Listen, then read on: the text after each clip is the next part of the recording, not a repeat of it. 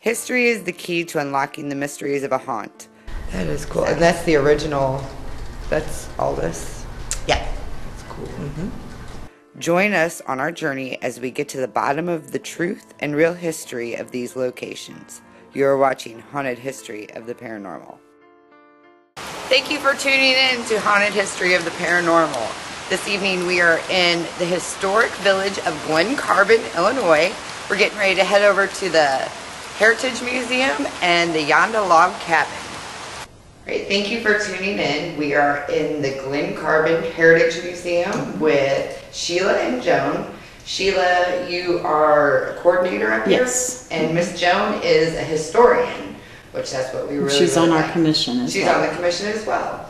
Perfect. So we are in room 3. This was the 3rd grade classroom, and it is known as the doll room. So let's go ahead and get a little bit of the history of the town of Glen. Can you start us off with that, Miss Joan? The town of Glen incorporated officially in the year 1892 as a result of discovery of coal veins, rich coal veins within the Judy Creek Valley. But there were people in the area a century before that, mostly farmers, agricultural, cattle. Many of the earliest settlers had vast land grants. Our own Colonel Samuel Judy, who was of Swiss heritage, his Americanized name is Judy, but actually he was Swiss and his name was Tseudi, Tseudi. But he is known to locals as Sam Judy, for which Judy Creek is named. He settled here in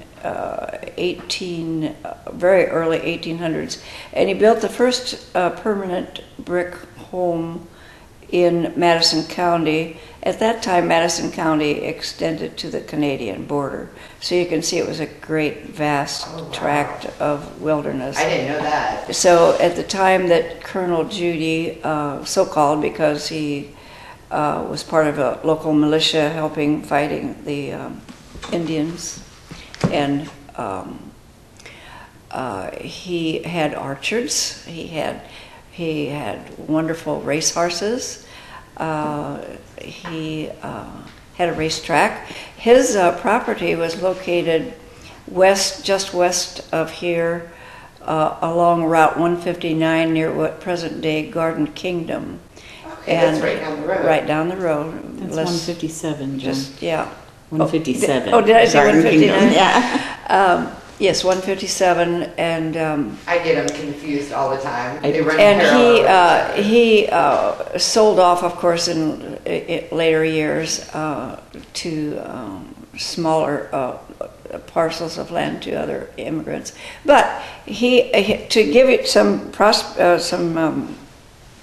perspective about the time that Lewis and Clark were beginning their famous journey across to see if there was a waterway to the Pacific Ocean. He had just built his home at that time. Oh, wow. So he goes back a ways. So anyway, there were other settlers like him in the area, and of course they intermarried, and some of our early pioneer cemeteries contain the graves of many of these people. I think as poignant to me was that 2 of Sam Judy's daughters are buried in a common grave site in the Pioneer Cemetery. Naomi and her sister, one was 19 and one was 20, and they both died in the terrible plague that came across the country in 1849. So it just gives you an example of some of the hardships and things that the people from. So anyway, fast forwarding on, it became a very rich agricultural region, especially the Peters Station, so called because there was a railroad that came through there, and it was a very bountiful and successful agricultural center. But later in the century, when coal was discovered, Glen Carbon, so named because Glen meaning valley, and carbon representing coal. You'll see that name in other communities in Illinois, such as Carbondale. Right. The Europeans, and actually it was an Englishman, so-called, his daughter, he was going to call it Carbon Glen, and his young daughter said, "Oh, Daddy, I think it would sound so much better to say Glen Carbon," so that's what Glen Carbon The means. voice of reasoning from a child. So, but that brings us to a brief, very brief overview of to when the coal mines opened before 1892, and they finally incorporated in 1892. There were 3 of them by the Madison Coal Corporation. And it was a boom town, kind of like the old gold stories you hear out west. I mean, settler people came from all over the world, literally. There wasn't a country you couldn't name that didn't work and live here. And it makes a bit of interesting for those that are into genealogy, because they often couldn't pronounce the mine manager when he signed them up to do their coal mining. He couldn't pronounce many of the, especially the Eastern European pronunciations, so they would Americanize it, which a genealogist would never connect the American name to the European name. But anyway, it was referred to as a kind of a small microcosm of the United Nations. There were immigrants from all over the world. And as far as the community is concerned, they actually congregated in clusters according to, we had our little Italy, we had our little Russian area, we had our very big contingency of English and Welsh, because they knew all about coal mining, and we had a lot of English and Welsh, and Germans, and the Bohemians, the Eastern Europeans, tended to settle out in the Glen Crossing area and were basically farmers, but they worked in the coal mines as well to supplement their incomes for their families. Anyway, churches began to spring up, and schools sprang up, and this actually is the new school, although it was built in 1914, because there were 2 schools in existence at the time of the incorporation of the village, which no longer exist.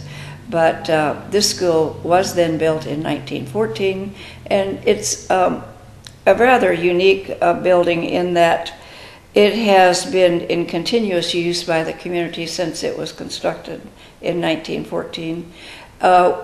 Many school children passed through here. Some of them went on to have notable careers, and however, by 1954, when Edwardsville School District proposed that all of the surrounding areas consolidate into District 7, this school was then vacated, and the bond issue passed, and all of our children thereafter were to go to schools which were part of School District 7. And then the new school, which was built in 1954, is where our children attend school today.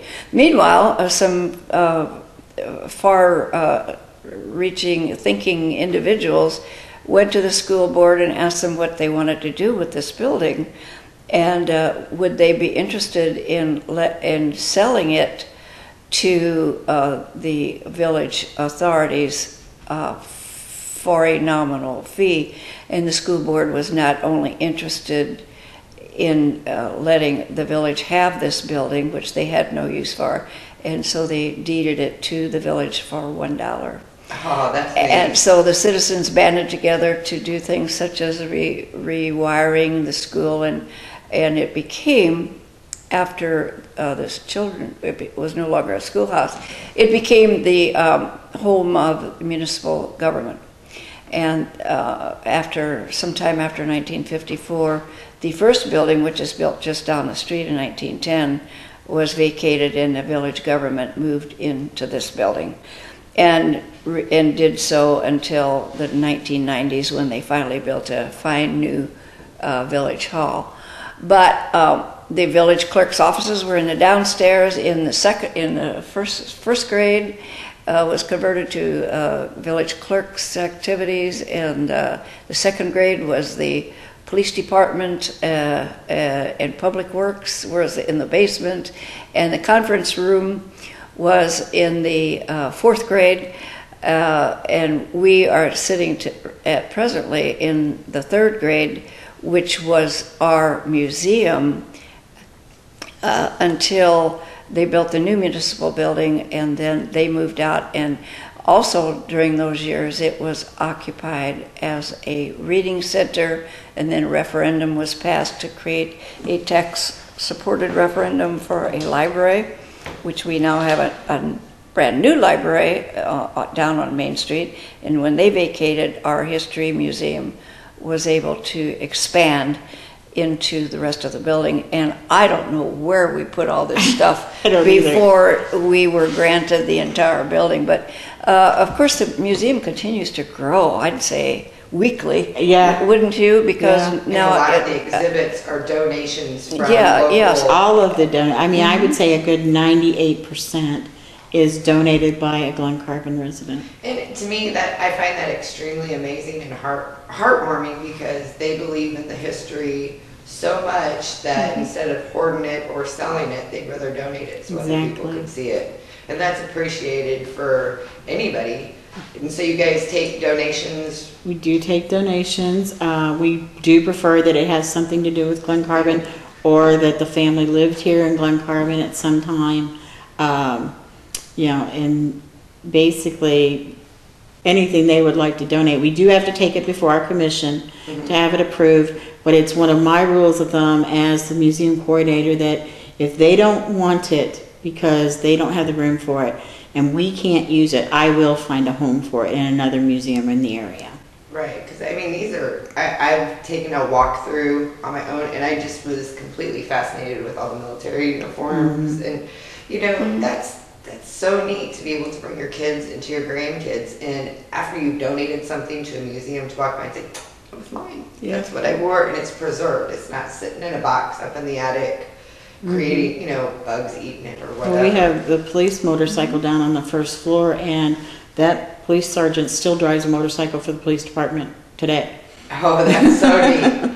That is so neat. As you say, use the word heartwarming, we find that many times when visitors come in, they become emotional just to see, oh, that was, you know, that was my grandma's, and now other people can see what she used. And we have visitors that, I think just last week, the gentleman stayed for almost the entire time that we were open, telling stories about her. Remember, so it fills a certain emotional need of the community as well. But and as passionate people as you guys obviously are, this place is, you know, over the different interviews that I've done with people who work at these locations that are museums and everything like that, it's part of your heart too. It is. You know, you told me earlier that you were born and raised in Glen Carbon. Yes.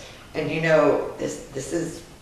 It's part of me. I attended this very school. Did you? At third grade in this classroom? Yep. See, to me, I love that. I love hearing those stories. Do you want to go on to the log cabin that's down the street and talk about that a little bit? Because my husband... Would you like me to? Yeah. My husband told me a story today because I was doing a little bit of my research. And we live in the Edwardsville area, so he knows all of this area. I was talking about the log cabin with him, and he said it was found inside a house when they were remodeling. Can you tell us about that?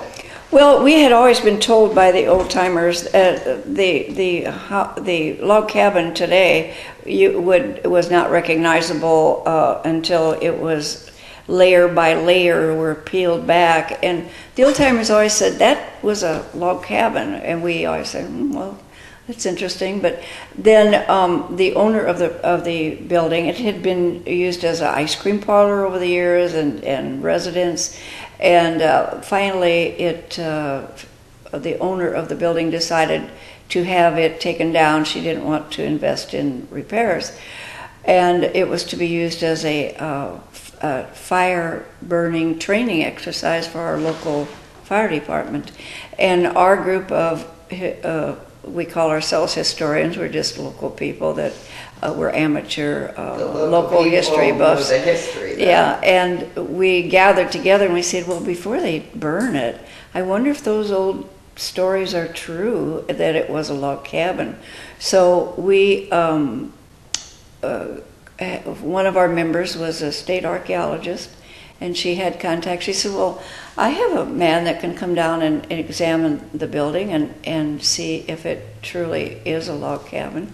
So she did, and he came and he said, he dated the building, the log cabin underneath, and so our group approached the village board of trustees with a proposition that they delay the burning of the building until we could make some estimates to see. And as luck would have it, we were approaching our village's 100th anniversary, so the feeling was very positive about history and preserving history, and the trustees all agreed to allow us to do that. And so with a community-wide effort, which included Kawanians, local people that were interested, a couple, said archaeologist and her husband were the main movers and shakers of it, and we peeled back all the layers with the help of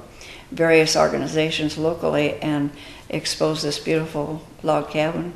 One of the big discoveries was somebody started shrieking, and as we were peeling back some of the old drywall, the corncob pipe was found in the chinks of two of the logs. Oh, wow. And we could just see the man that had been chinking that day, and something interrupted it, and he put his pipe right on and so it was still there after neat. All the, since the 1850s when it was like a big Christmas present. Yeah, we have sections of the wallpaper that was removed when they removed the drywall, and it is like 7 layers thick. You can see 7 different layers of wallpaper in this. It's about that thick. I just dealt with wallpaper, and it was just 3 layers on plaster walls in an old farmhouse. No more wallpaper.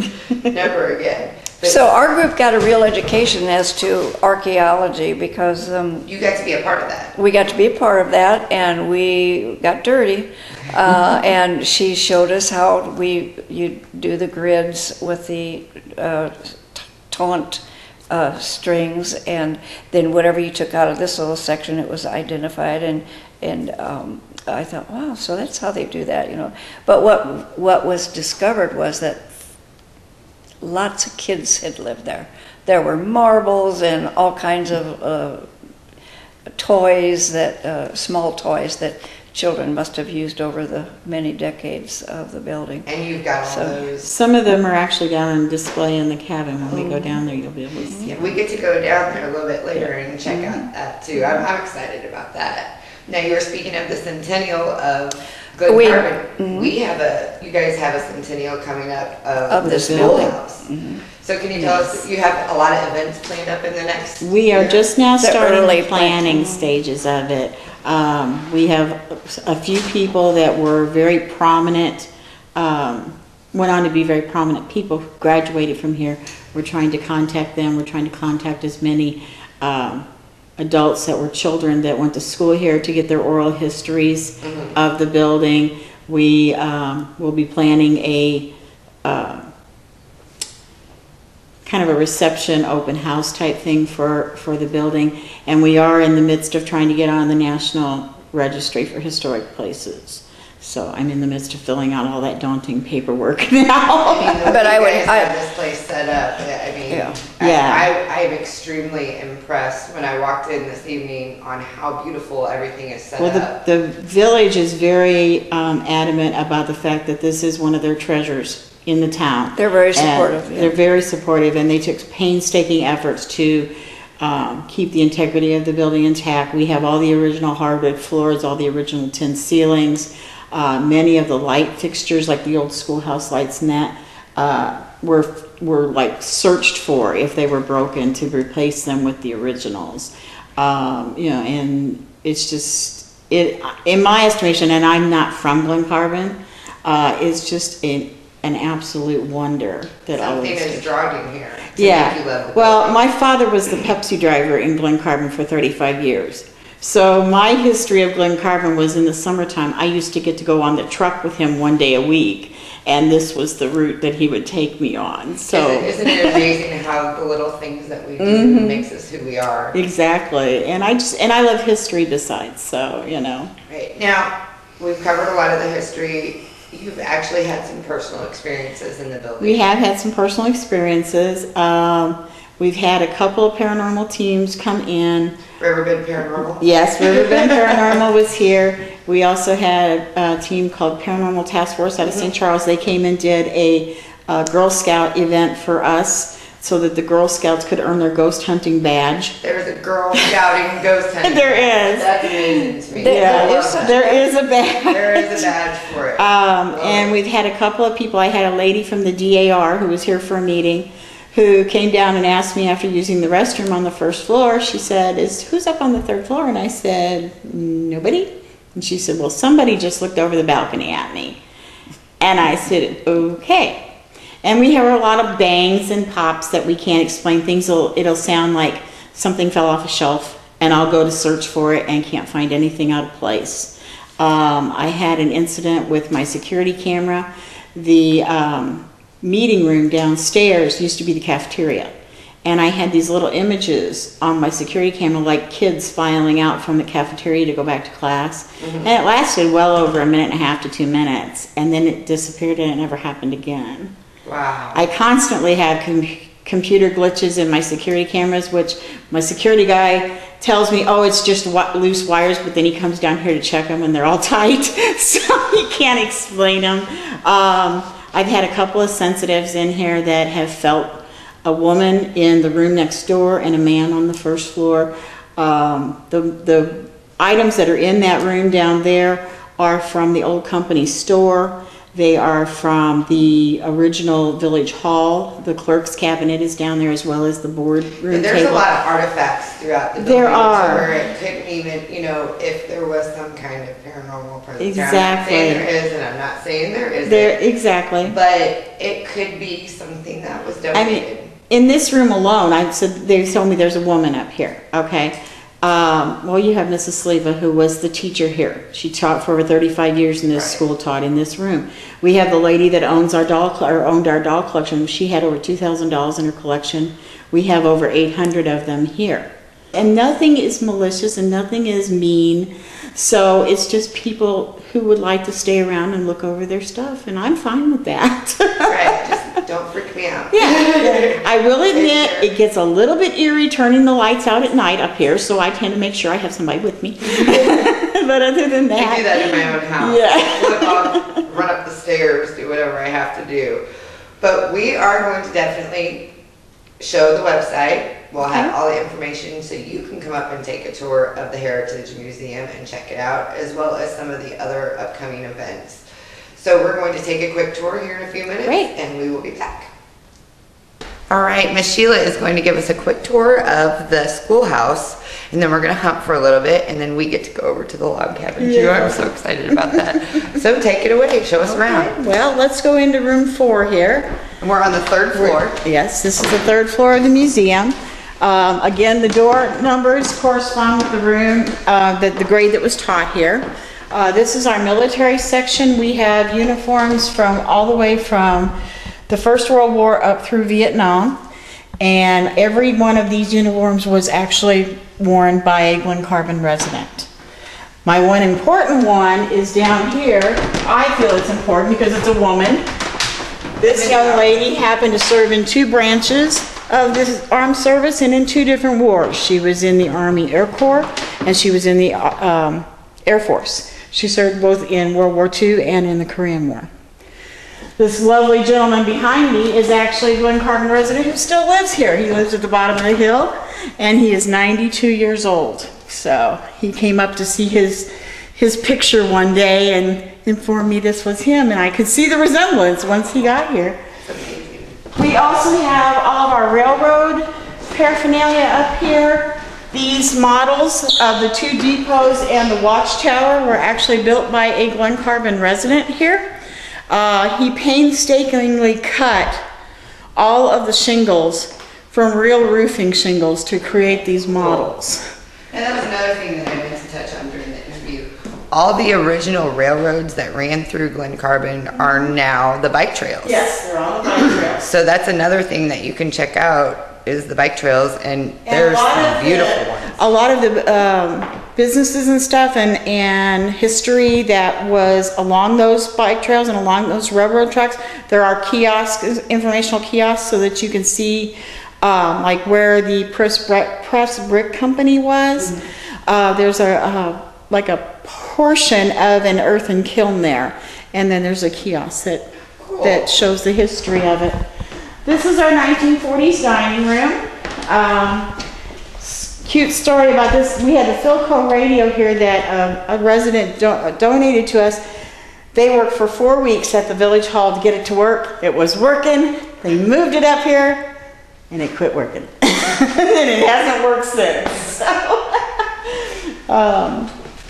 and this is the room where they say the lady is. this is the room where they say the lady is, and I don't really know why, other than the women's clothing and this part of it. I would have thought more a man because of the military. Right. But that's what we have.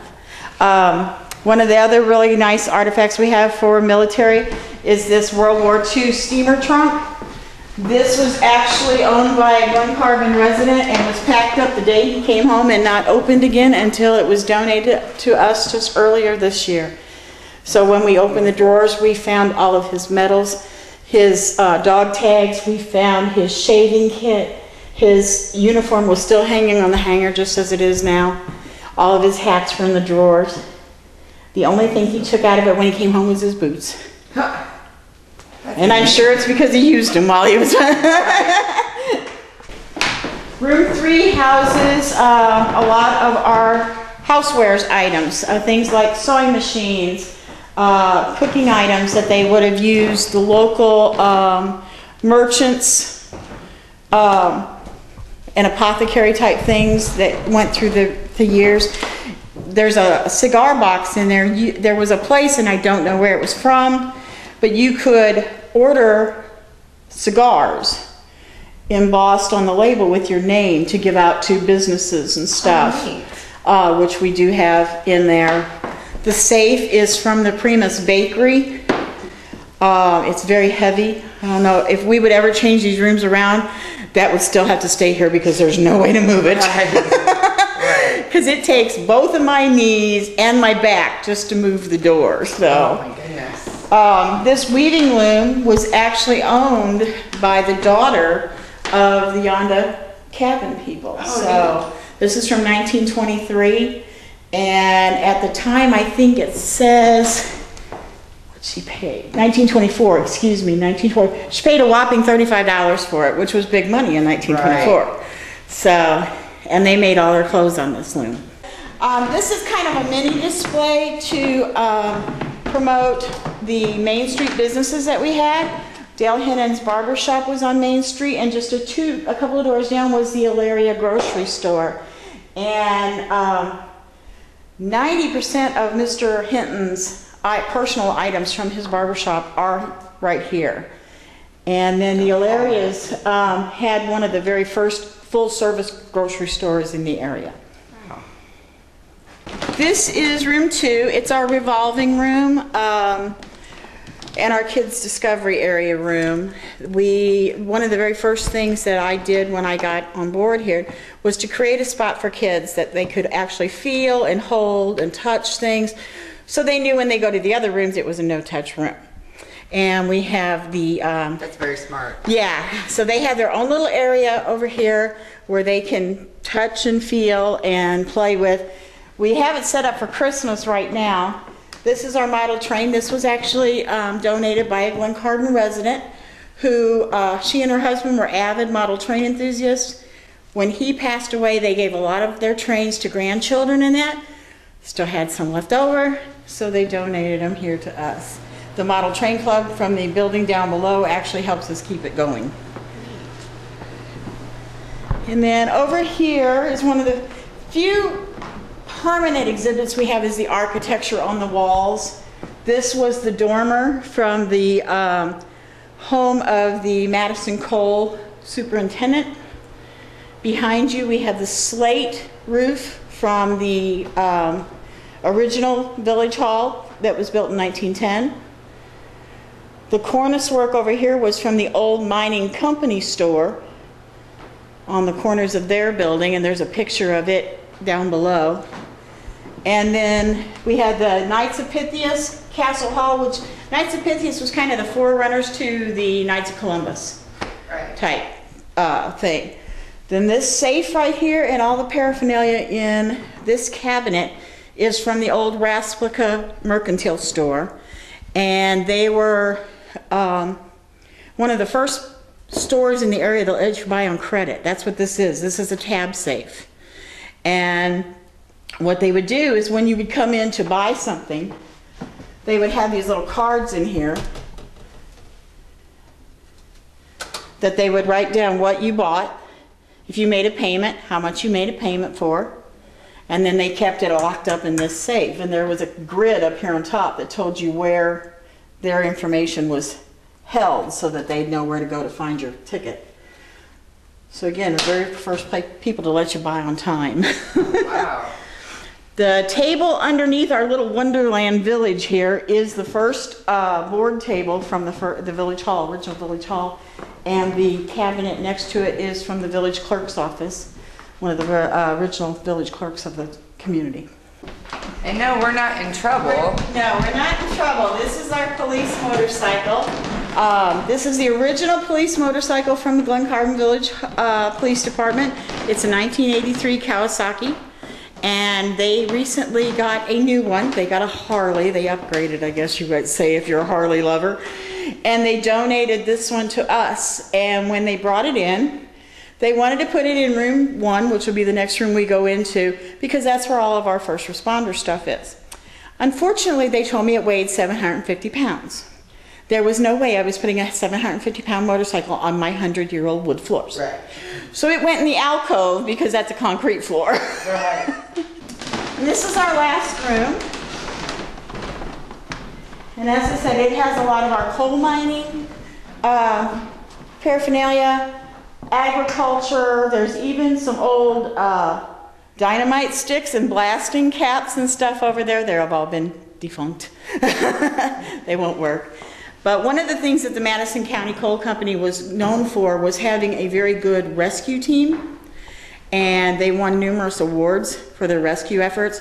So even though there were problems in the mines and deaths in the mines, there was never ever a major catastrophe in the mines. So a couple of the other things we have things from the original village hall.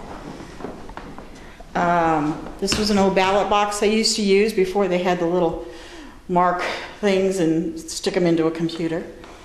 Behind you is our police and firemen artifacts. We actually do have a defibrillator there that they used for the fire department.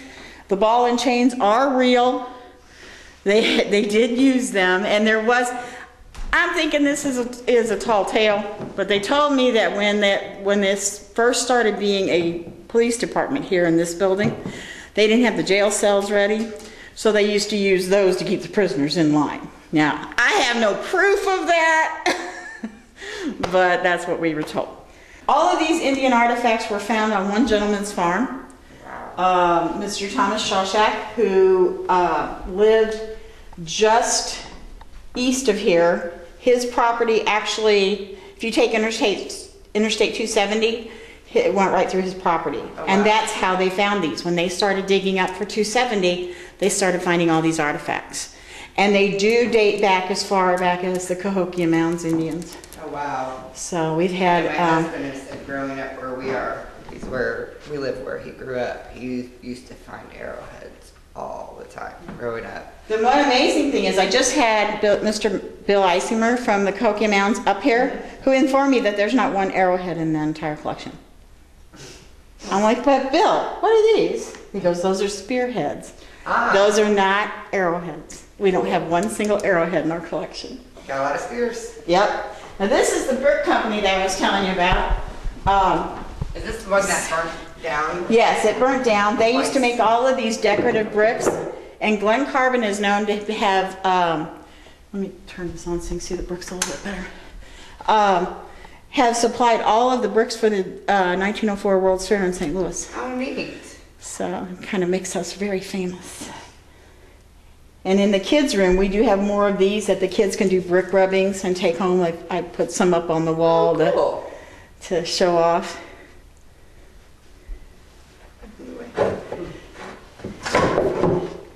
And then, of course, we're very prominent baseball people here. We have several of our local organizations have had baseball teams that have gone to state championships and that. So Glen Carbon, for being such a small town, has a vast array of interests that have held up over the years. So. And that, in a nutshell, is my little museum. Well, Miss Sheila, thank you very much for the tour and the interview. We're going to go ahead and get the lights off and do a little hunt for ourselves. And then after we're done here, we get to go to the log cabin. I'm so happy about that. Are you attached to one of the objects in this room? That's me. Sorry, squeaky board. Is there something here that your family members have donated that's yours and you're just keeping an eye on it?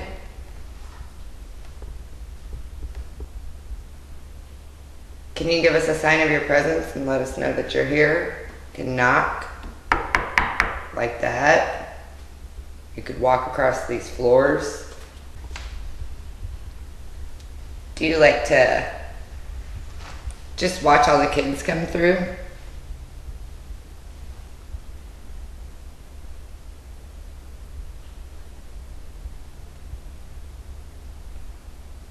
I heard something.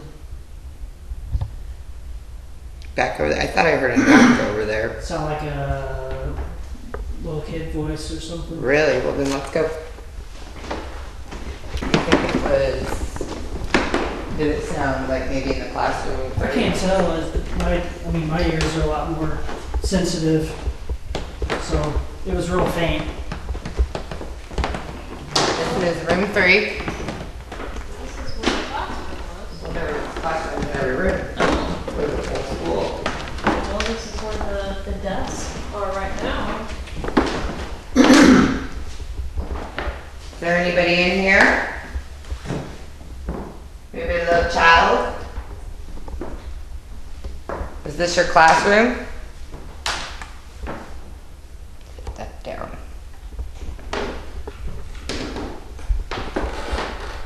And bring it next time. I got an extra pair.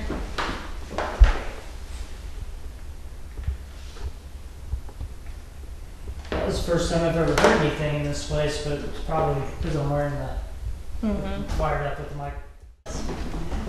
The Christmas room.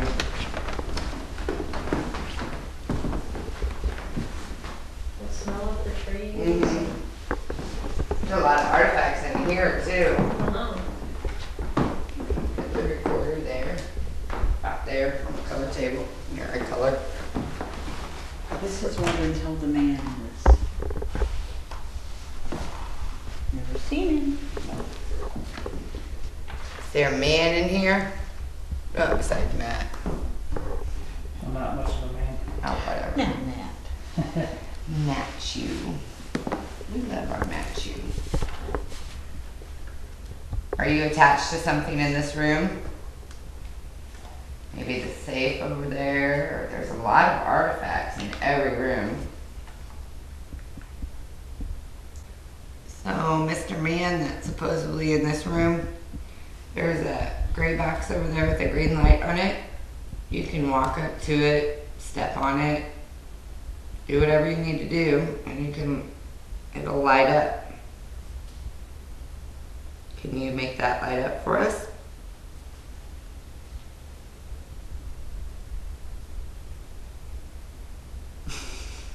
Or turn the outside light off.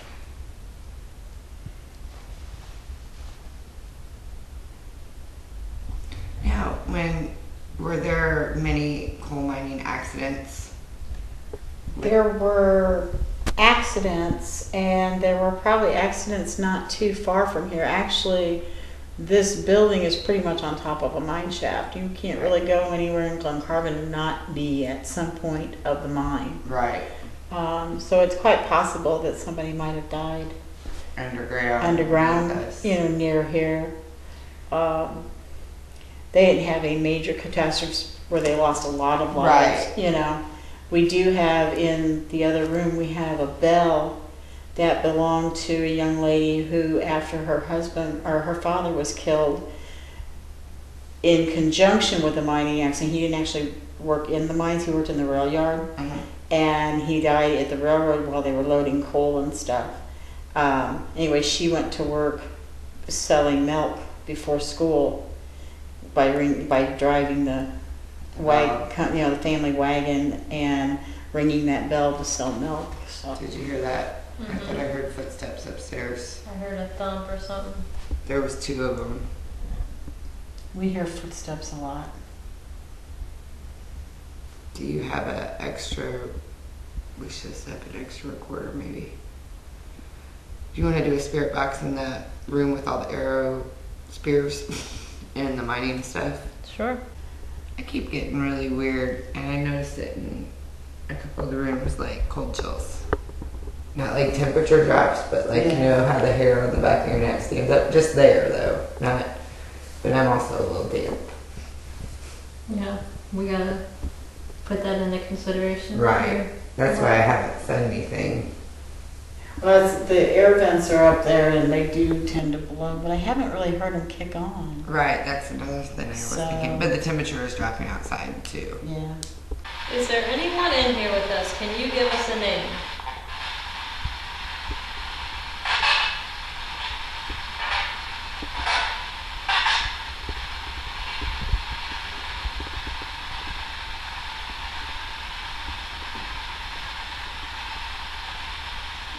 During our spirit box session in the coal room, we were talking about a picture of a local man who played baseball. Here is the response we got.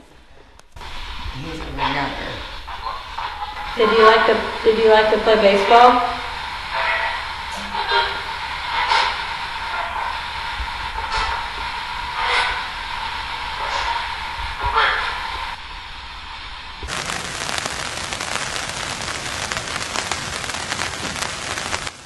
All right, this week, instead of going from Twitter, I'm going from our Facebook page.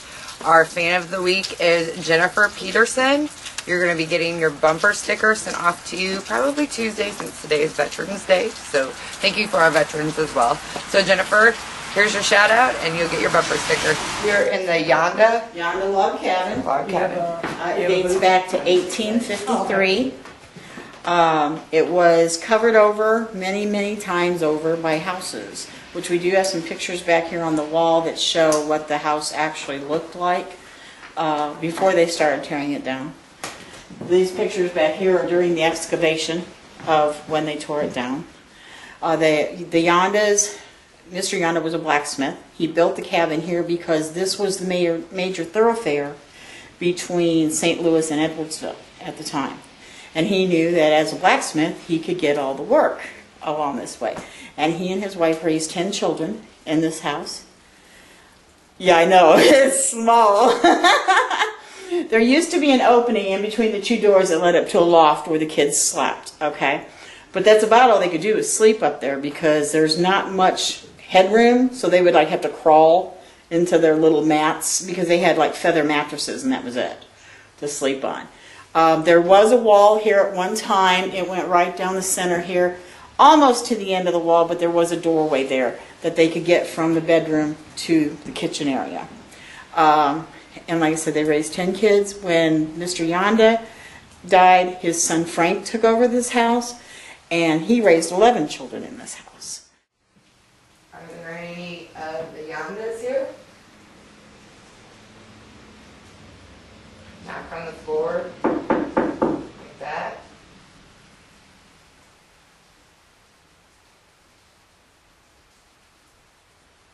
A lot of water matrixing. It's very calm and relaxing. relaxing. It is, I I'll like take a it. nap. This cabin is very relaxing. Did you hear that? What was it? I don't know, but I felt the vibration in the floor from it. Well, I can feel the vibration of something now. No, it was once. What the heck is vibrating? I don't know. I don't feel it now, but I felt it like that. Mm-mm. Mr. Yonda? Yonda. Yonda. Wasn't it the Frank Jr., the first mayor? Frank Jr. was the first mayor. One of the very first. The face. Well, I guess we're gonna wrap up here then. All right, well, thank you very much. See you later. With all the history and artifacts within the walls of the Glen Carbon Heritage Museum, we were not surprised with the results of our investigation. This is a location that we look forward to getting into again. Till next time, happy hunting. Try to heal all the scars from the time you went and tore our lives apart, and then it's molded into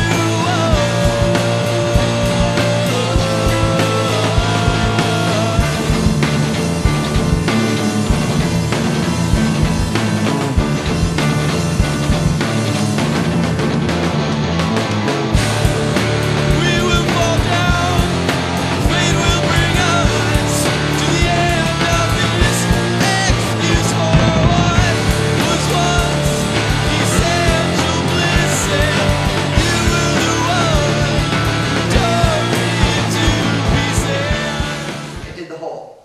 Well, you can only see your I'm face though. such a cheat. That's okay. Couldn't see your hands.